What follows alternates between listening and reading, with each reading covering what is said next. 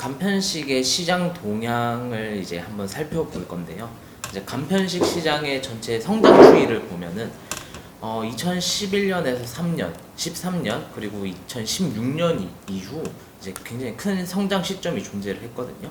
2011년 성장률 같은 경우는 무려 30%, 2016년 같은 경우 27.9%로 이제 금액을 말씀드리면은 이제 2016년도 이후부터 5천억 원씩 시장이 커지고 있습니다. 나는 금액이라 그래가지고 네. 단가를 얘기하려고. 시장 규모. 네. 시장 규모가 이제 그렇게 해서 2020년 같은 경우에는 무려 이제 4조 시장이 형성될 것이다. 네. 라고 이제 예측을 하더라고요. 2020년도에 네. 더 높아질 수도 있겠네요. 그러면. 그렇죠. 2022년도 추정을 했을 때 5조 정도라고 했는데 근데 그게는 몇 년 전이니까 맞아요. 코로나 전이잖아요. 그게 올해가 그렇게 됐었죠. 네. 올해가 2022년치의 네. 성장 규모를 딱 이제 될 수도 있는 거죠. 이제 간편식 시장 동향에 대해서 좀 더 말씀을 드리면은 2016년도 같은 경우에는 즉석 조리식품을 중심으로 이제 즉석 섭취식품과 신선 편의식품이 전반적으로 눈에 띄게 증가를 했는데요.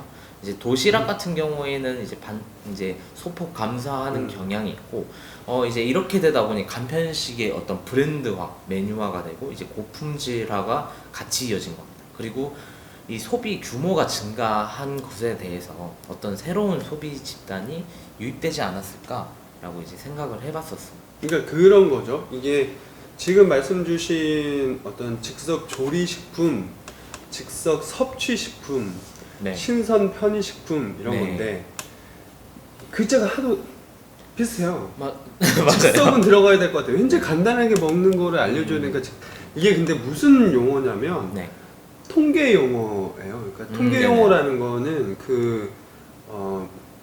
우리나라 이제 공공기관에서 네. 데이터를 매번 취합을 하는데 네. 그걸 분류를 할 때 네네. 처음에는 이제 즉석식품이라고 시작을 했다가 네. 점점 이제 메뉴가 다양해지고 다양해지죠. 예를 들면 그 즉석 먹을 수는 있지만 다 손질을 해서 재료를 네.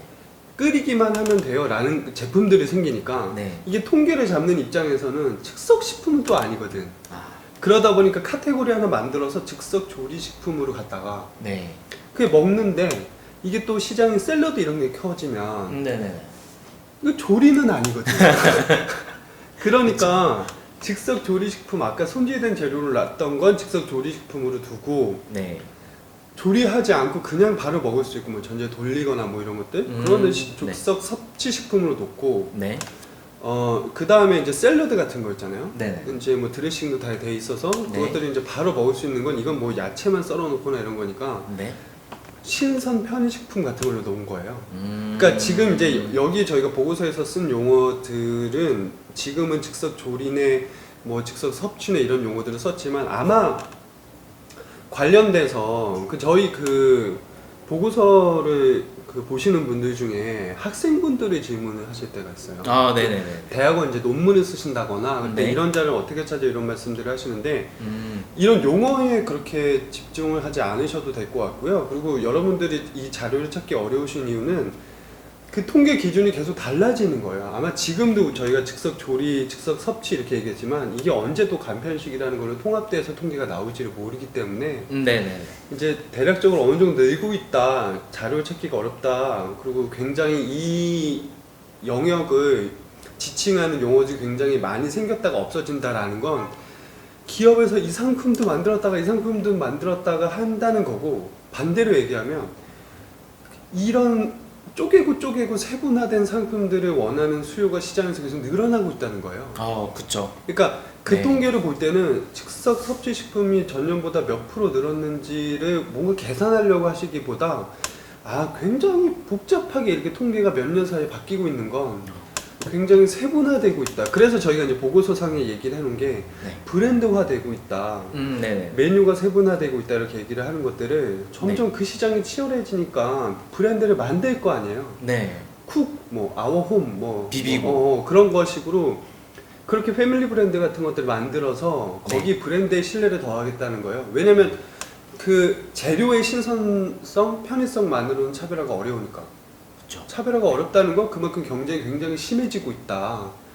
아, 이런 시장이구나. 통계를 잡기도 어려운 시장이구나. 라는 걸로 이해를 해주시면 될 것 같아요. 네. 끼어들 수밖에 없네. 그렇죠. 이게 네. 스토리텔링이 아, 되니까. 네.